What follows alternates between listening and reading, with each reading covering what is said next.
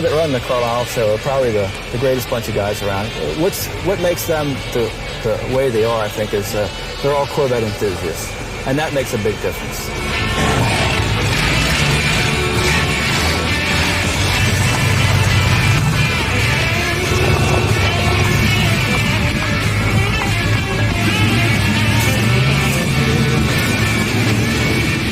This is probably the biggest show like this in the country and the biggest display of Corvettes, I would say. And the nicest cars, for sure. Wonderful. Good show. Lots of vets. Good prices. Nice time. How about you? Well, if you had one of these back in the 50s, you were known as a little guy whose mom and daddy had money.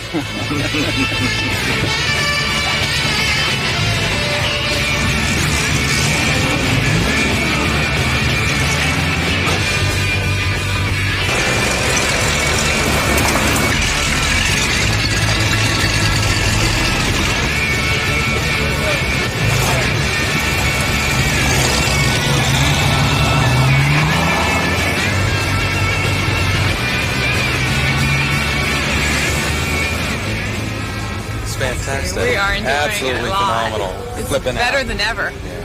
Really Best show we've ever been to.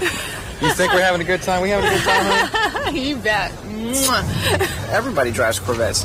People who express themselves with their cars and people who just like nice American machinery. They're reliable sports cars. They're unique. It's people who are energetic, I think, that feel good about themselves in general. Those are the kind of people that you'll see driving Corvettes. They have a real high outlook on life and a real energetic individual. So that's the kind of person who drives Corvette. No other car looks like them. And they all have the same mystique, the same Corvette feel and smell and drive behind them. You know, women drive them. And it's, you know, like Danny was saying, it's the aura, it's the power in them, the sound, the feel. It's different than any other kind of car. You know, it's just, you wouldn't know it unless you get in one and you drive it. It's got a certain feel to it. The Corvette, America's only true sports car. Since its introduction nearly 40 years ago, this unique line of cars has been driven, collected, longed for, and loved by men and women all over America and throughout the world. Over the decades, the car has spawned a huge following.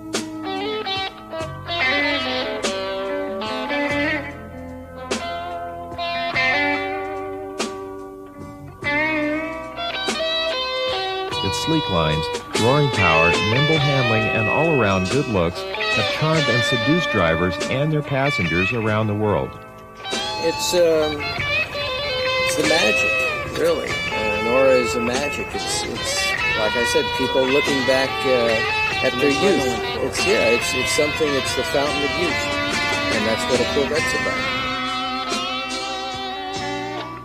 And when you get a bunch of Corvette lovers together, it's not long before you hear the words beauty, power, grace, but most of all, you'll hear talk of the Corvette mystique. It's the nostalgia, it's the whole aura of the Corvette, and it's America's sports car, and that's why people come. A truly awesome event, Corvettes at Carlisle packs in as much automotive entertainment as anyone can experience in a weekend. It's well organized. All their shows here are well organized shows. Traffic, crowd control, the way it's laid out, plenty of space. It's a good show. Once spectators and participants pass onto the sprawling fairgrounds, they find acres and acres of spectacular cars, hard-to-find parts, and unique displays. Combined with the food, fun, and activities, Carlisle truly becomes Vette City. Most Corvettes I've ever seen in one spot. A lot of selection as far as... The parking lot becomes a show in itself with row upon row of fiberglass-bodied masterpieces. Every type of Corvette is on display here. It's pretty well organized. We have a lot of events, and most of all, we have a lot of Corvettes. You'll never see this many anywhere. From stock bodies to radical statements, from the earliest Vettes to the famous split-windowed cruiser.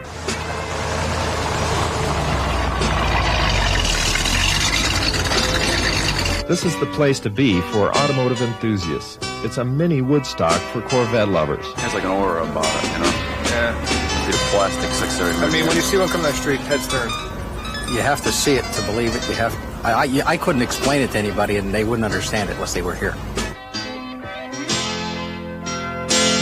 The creator of this phenomenon of motorabilia is a self-described kid himself. Chip Miller is the man who gave life to Vette City. For most of my adult life, I've collected and enjoyed Corvettes as a hobby and as a means of transportation. Started off just wanting to have a group of people in, give them a place to buy parts and buy the cars that they love also. Now when you come to the Corvette show, what you'll see is basically a mob scene. A packed house full of Corvettes, the enthusiasts, the parts, the cars, the magazines, and the fun that comes with Corvette ownership and Corvette party. And this is what I consider to be the biggest Corvette party in the world. I used to trailer my Corvettes from site to site and show them. That's really not where it's all about, I don't feel now. I think it really happens when you get behind the wheel, you turn the key, the fuel injection starts to sing, the muffler sound, you put your foot on the throttle, you put it in the gear, and away you go. That's what the Corvette's really all about.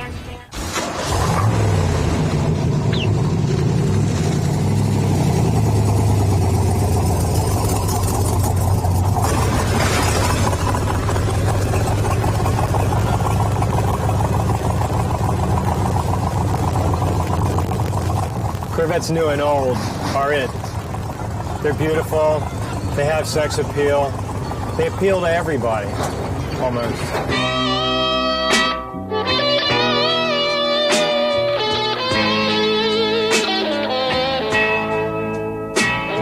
As distinctive as the Corvette is from any other car, for some there are still new areas to explore, boundaries to expand, and ideas to see come to life.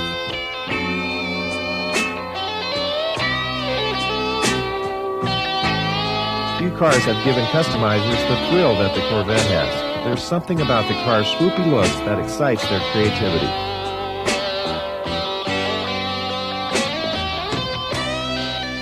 But for some, the stock Corvette is only the beginning.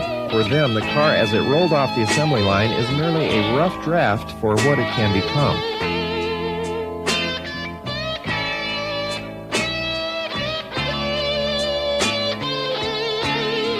Over the years, no matter what other kinds of cars General Motors produced, the Corvette has always been special. It has always stood out from the crowd. Innovative performance features have been the norm with the Corvette. Being beautiful is only the start. Performing well has been equally important to the Corvette builders and buyers.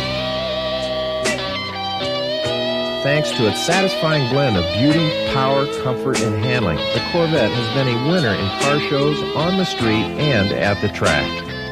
It's no wonder the car has become the signature of American automaking. Some cars may be quicker and others more powerful, but few have struck the endearing chord of excellence as has the Corvette. When you open the door and climb inside a Corvette, you've entered a whole new world.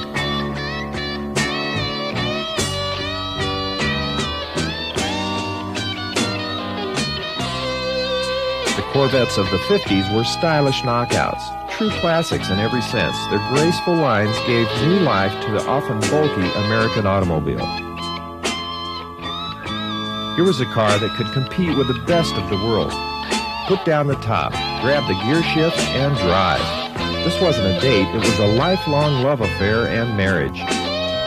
And once you've fallen for a Corvette, there's no turning back, even if for some it might seem the car clouds the senses. But making its distinctive mark has always been the way of the Corvette. And don't try to sell the idea that it's just another car. Nobody will believe you.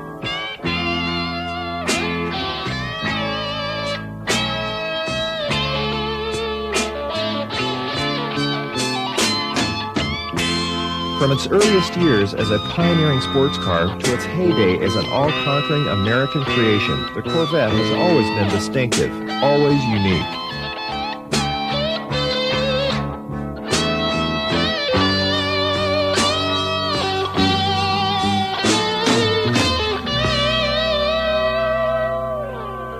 you look around, all these Corvettes, they all have a little bit different accessories, a little bit of different touch to them.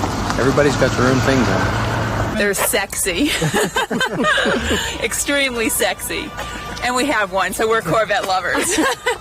Well, they've progressed quite aerodynamically. You have this 54 here, which is a beautiful piece of machinery, is how it started. And this one over here is how it's ending up to date, which is, I think, is a work of art.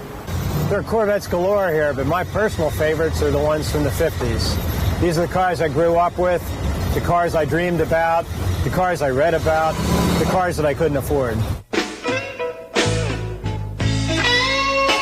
Today, the 50s Corvettes are among the most sought after. In 1953, the year of the Corvette's birth, most American cars were giant bulks of iron and chrome. Those mammoths were big enough to live in. But from the beginning, the Corvette was built for speed. It was light and quick. Here was a car in which to experience life. The swoopy body, wrap-around windshield, toothy grille, and recessed headlights marked a new breed. Here was a car that was different, that required more of its owner than just turning the key and stepping on the accelerator.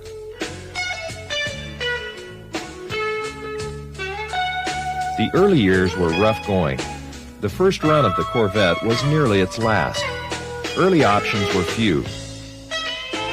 It had no roll-up windows, but tricky-to-use clip-on side curtains. The first-year Corvette even lacked an exterior door handle. To get in, you had to reach inside and open the door from there. Only 300 of the cars were built in 1953, and even priced at just $3,500, sales were slow. For some of the early buyers, this was the car to love. For others, though, the Corvette seemed like more trouble than they were worth. The cars were very rudimentary, but back then, people that liked sports cars were driving MGs and similar cars that lacked feature comforts also. The American public really wasn't ready for that type of a sports car, and it almost killed the Corvette. In 1956, Chevrolet solved the problem. They came out with a car that appealed to the American buying public. The car had roll-up windows, had a hard top, it had crank windows, no more side curtains. It was just a more civilized car. It had the performance, it had the looks, it had the mystique that created what we all idolize today, at least us Corvette nuts. By 1957, production was on its way up. The Corvette was discovered. The Americans had their own personal sports car. That's the era that I love. That's the era I like to drive. That's the era I remember. Top down, fuel injection singing, Beach Boys playing over the radio. And it's really what we're trying to recreate today. I think it's why I'm still into it and probably why I always will be. I always want to be 20 years old. Powered by an array of high-performance engines, the first Corvettes have become the most desirable to own.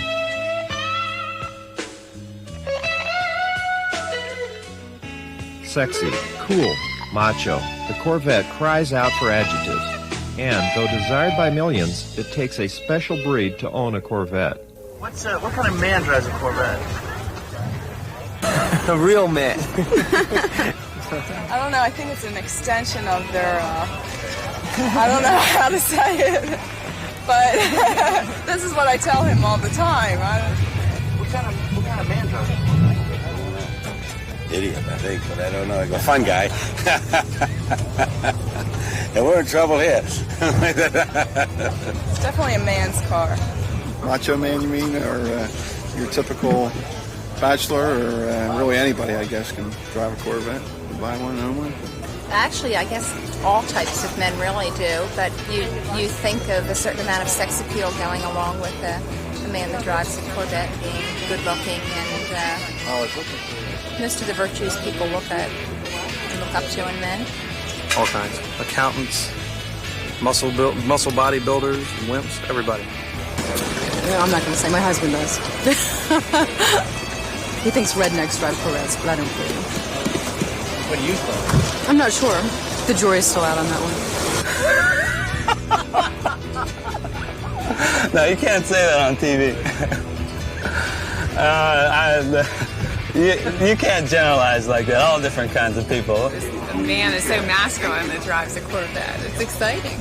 You know, so the mundane, everyday car, it's just something exciting about it. That rush that goes through you when you get in the car, it's an undescribable feeling you get when you get in the car that you don't need drugs, you don't need anything else to get that rush feeling through your body that you get from anything else. You get in this car and it's all natural. I mean, if you want to get a shot of adrenaline flow and do it legally, you get a Corvette. That's what you get. I don't know. These people are fanatical. I was up at 5:30 this morning watching one, so I don't know. Serious, whatever the hell it is tough. The Batmobile, man, that's what it is. Look at it. Check it out. The front, the back. Get him, Robin, get him!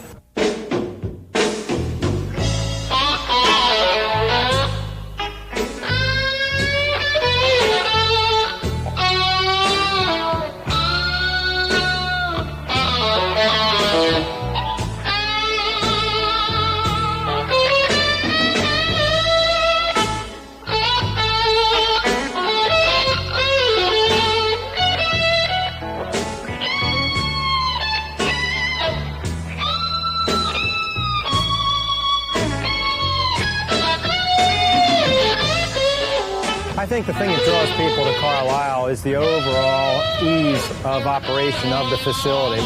It's the fact that we have all the proper environment to have fun in. We've got the food, we've got the car parts, we've got the cars, we've got the attitude. It's just a general friendly atmosphere at Carlisle.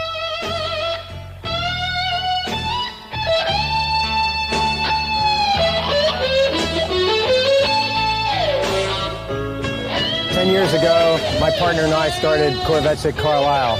It came from my heart and my love for the Corvette automobile. From the early days of driving a Corvette, which for me was over 20 years ago, there's one thing that we do universally, and we still do, and that's why it's a show of friendship. We show our hands, we wave, and we're buddies. It doesn't matter whether we're ever going to meet the person in the other car.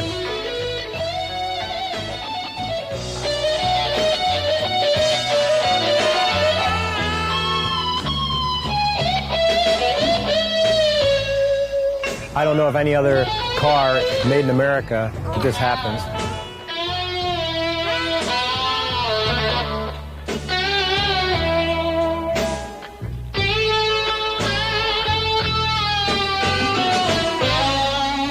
There's even a show in the parking lot. From the very first year, we started off with about 500 Corvettes being driven in. The word spread, you can drive your Corvette to Carlisle and park exclusively with other Corvettes. This year, approximately 7,000 Corvettes filled our parking lots to overflow proportions. I don't know what we're going to do next year. Sooner or later, we're going to have to exclude just the regular family cars and go strictly to Corvettes.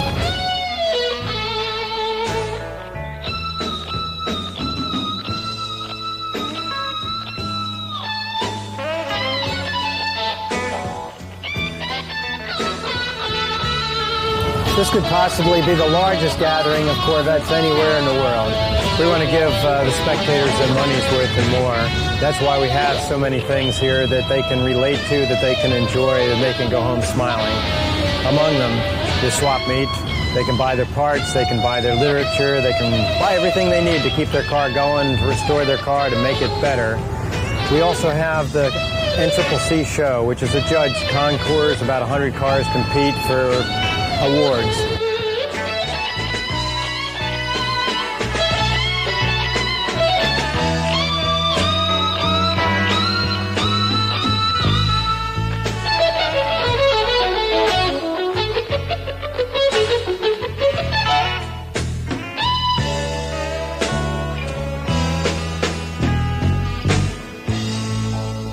I guess because of all the sports car, it's probably the most affordable. You get more punch for the dollar than any other sports car, like a Ferrari or anything like that. 53 was the first year, and there was only 300 of them built. And then 54, there was like a couple thousand. Then 55, it was starting to die, and they talked about canceling it. But then in '56 they came out with the V8, and that's what resurrected the Corvette. It was a 265 V8 back then.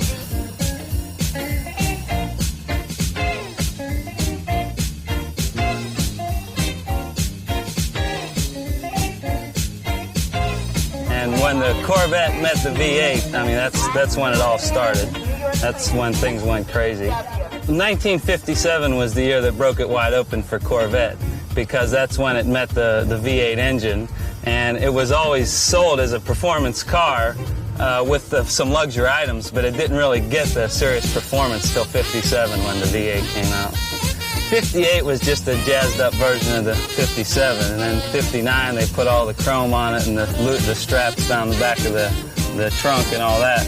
That's when they, in '58 and '59 had the two headlights in front instead of the one. And then '60 was similar with some refinements. They took some of the chrome off it. And then in '61 was the first big styling change. They put the new type front end on it.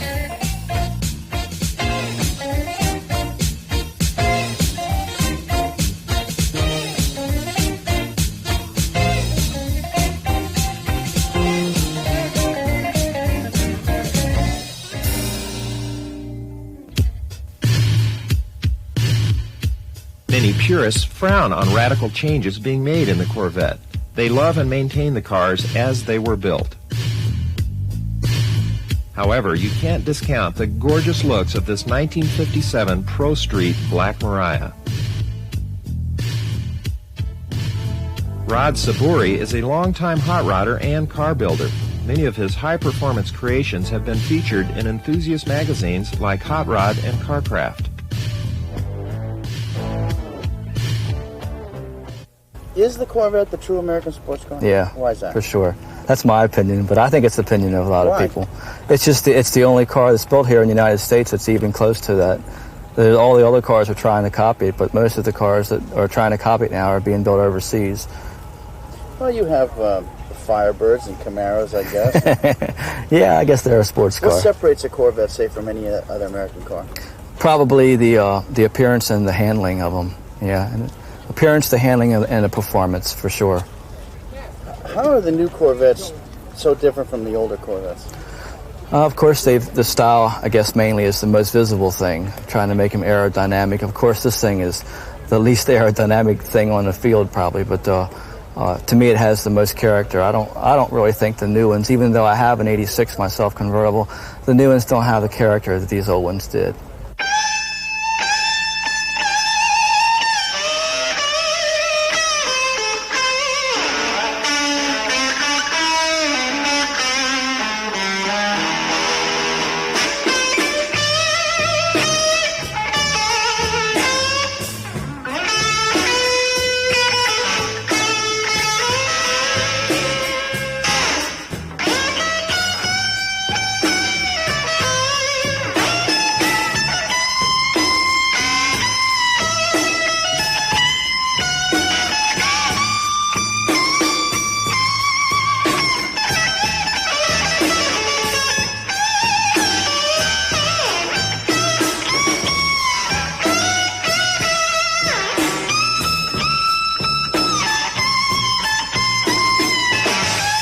When I drive this thing on the road, I get a pretty good reaction from the public and from the authorities.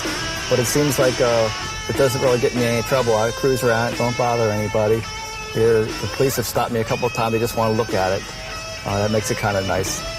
Of course, when I drive through the fairgrounds and kick up some dust, that creates a little bit of havoc, but I guess that can be expected with something like this.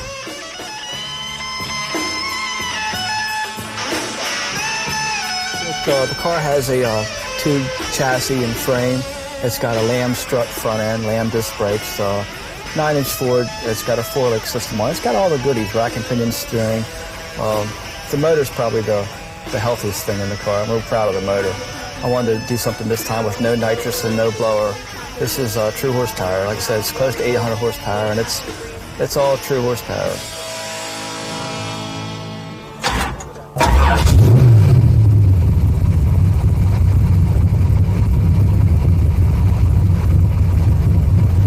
Power, one of the Corvette's strongest suits. But just as the basic lines are sometimes just the start for customizers, so too is the car's basic power plant. From the beginning, the Corvette was meant to be a high-performance car, and that meant racing. The Corvette has proven itself a winner and the receptive host to nearly every conceivable performance innovation. They can have all the original ones. These Corvettes were made for racing. Scoops, wheelie bars, slicks, racing cams, and heads all add up to keeping Corvettes running ahead of the pack. It's got a Charlie Garrett prepared 454 in it. It's 535 cubic inches. And a dyno to 750 horsepower. It's got one very grand dominator on it, Rodex heads. The car only weighs 2,200 pounds. So I have tags on it. I drive it everywhere in Maryland. That's what a Corvette is, America's fun sports car, right? What do you think about when you're driving this thing and all these Corvette owners, these purists look at you? Well, it used to bother me with my other Corvettes, but I've sort of grown used to it. And most of them realize now that I love the car just as much as they do.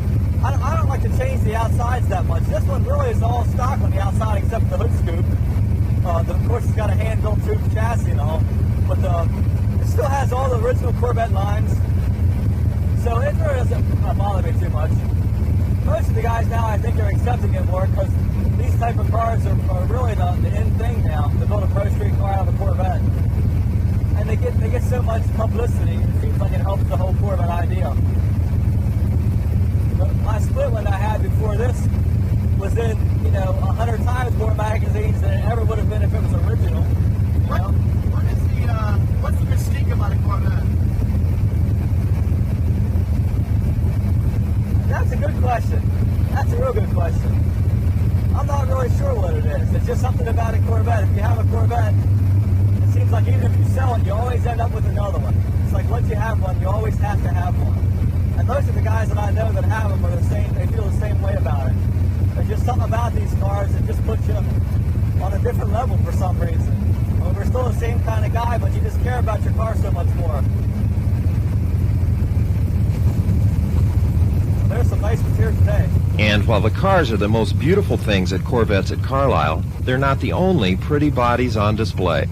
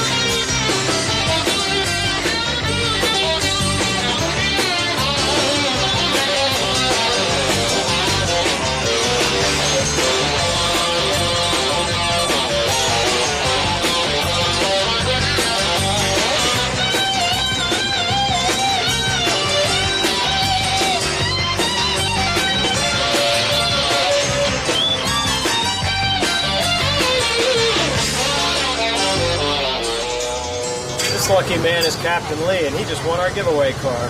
Such a fantastic feeling to be at Carlisle. We're so excited. Thank you, Carlisle. Thank you.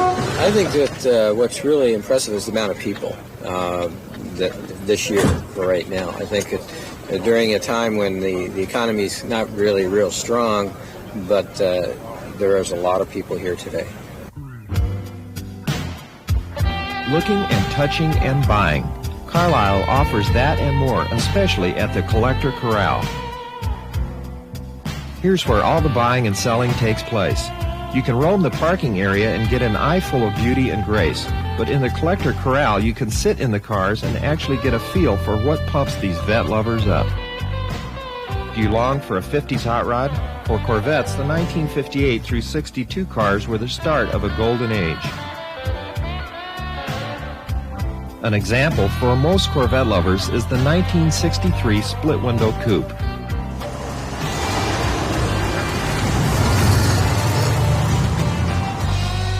And though they cost a good buck, a classic Corvette only appreciates in value, especially if you're lucky enough to get just the right one.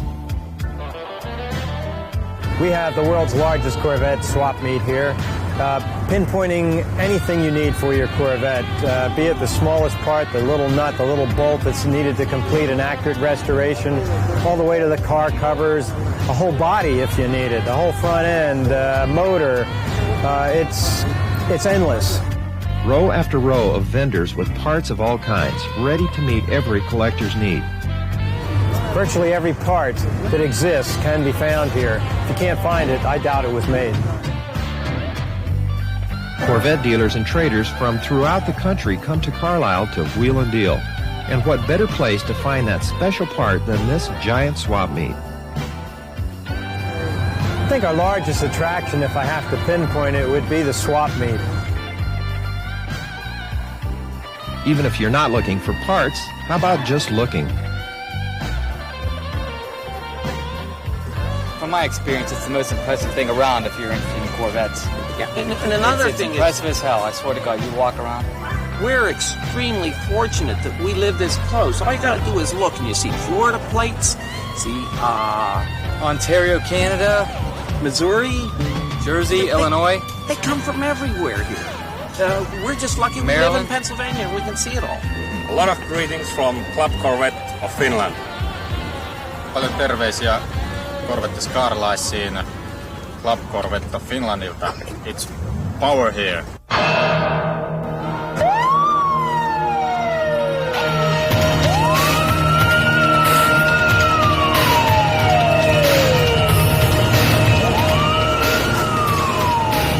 Saturday night, it's the Corvette Cruise. Chip and Bill Miller are the leaders of this pack as it heads into downtown Carlisle for a 50s block party.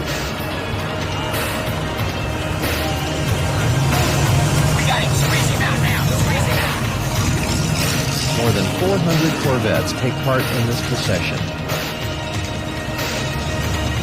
One of the highlights of our show is the parade that heads downtown Carlisle and culminates in an evening party.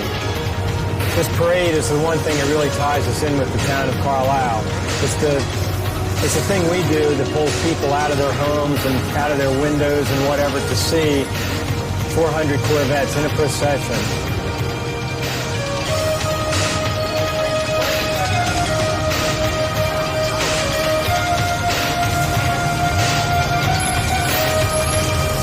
In the town is simply thrilling.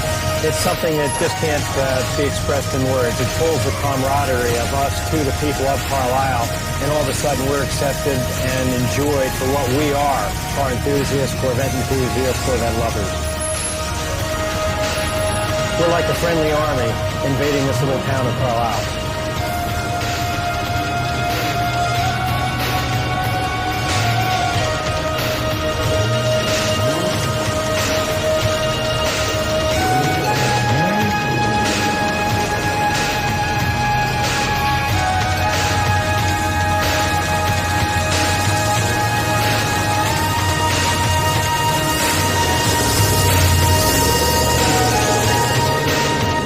Spectators line the streets for a spectacle unlike any other in the world. Families, couples, children, all types and ages of car enthusiasts become caught up in the spirit of camaraderie that sets Vette City apart.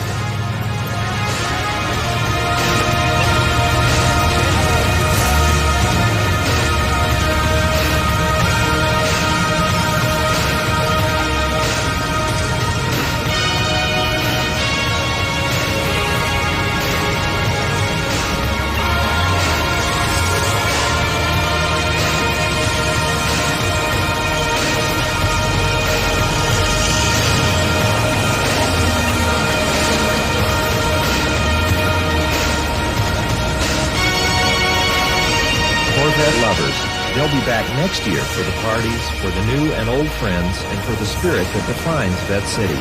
The spirit that is Corvettes at Carlisle.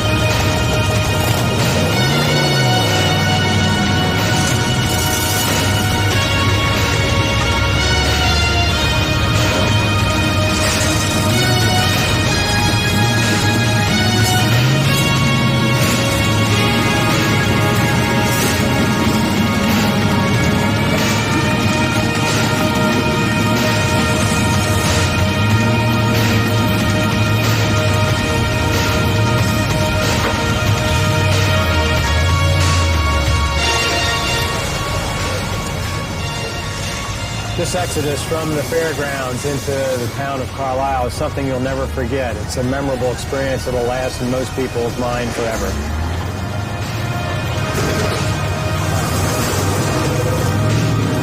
The 1991 edition is our 10th show. It's the biggest, it's the best, it's the most fun, and I'm just as high as can be because it's over and everybody's leaving with a smile.